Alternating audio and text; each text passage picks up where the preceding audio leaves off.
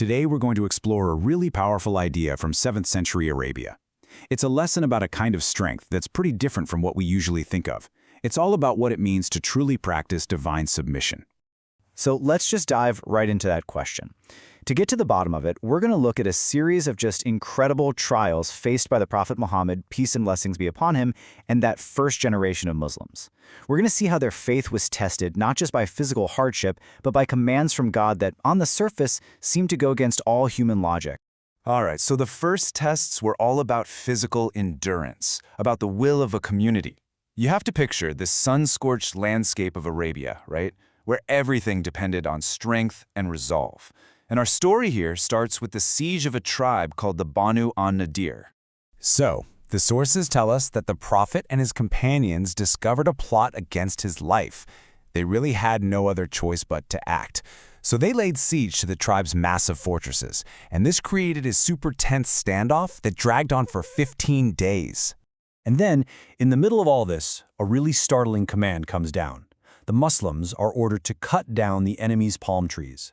Now, you got to understand, this wasn't just some tactical move. It was a devastating economic blow. It was targeting the very lifeblood of their enemy.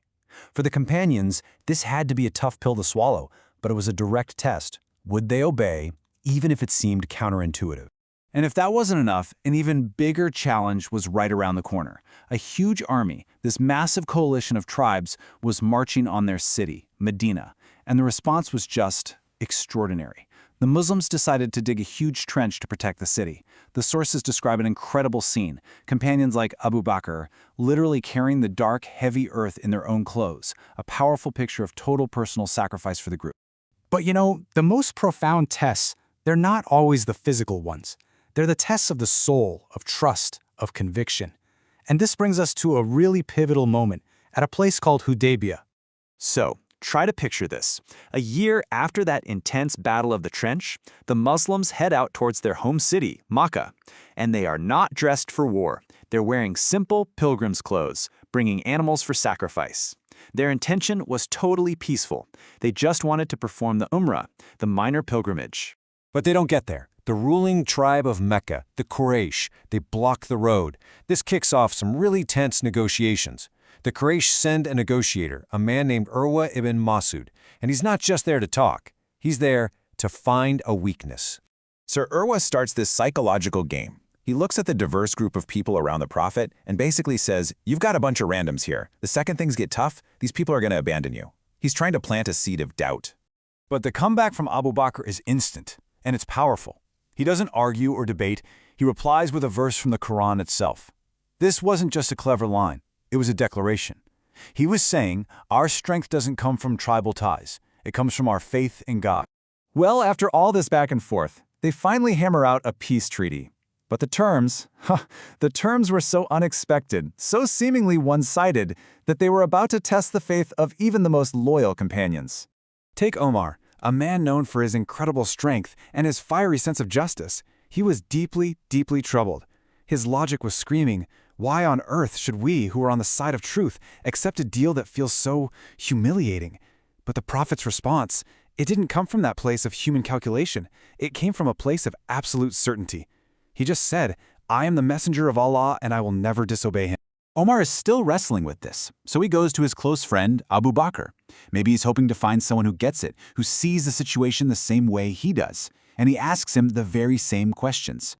But Abu Bakr's answer is an exact mirror of the Prophet's. It's incredible. He doesn't try to explain the strategy or calm Omar down with logic. His advice is simple, absolute. Adhere to his way. His certainty was identical, a stunning display of faith that went way beyond his own personal reasoning. And this moment is why Abu Bakr was known as as-siddiq. It means the truthful one, but it's deeper than that.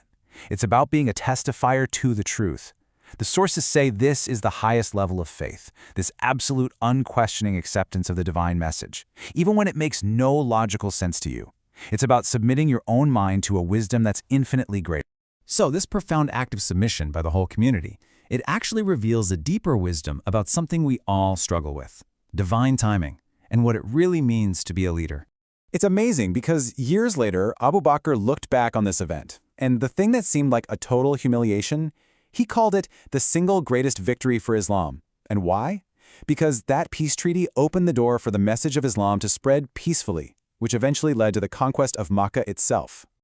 This quote just perfectly sums up the whole lesson, doesn't it?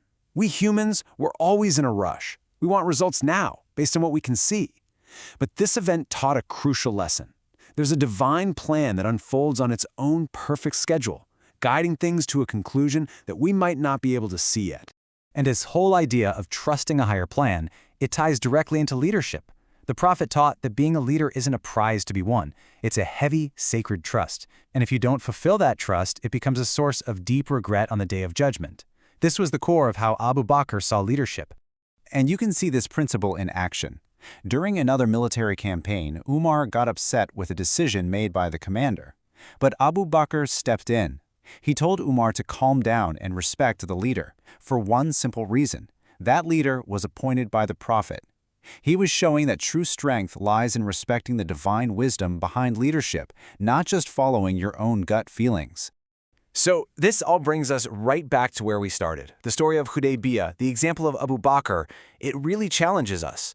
When our own logic, our own plans, our own understanding hits a brick wall, what does it actually mean to submit, to trust the path, and to have faith in a wisdom that's greater than our own? That's definitely something worth thinking about.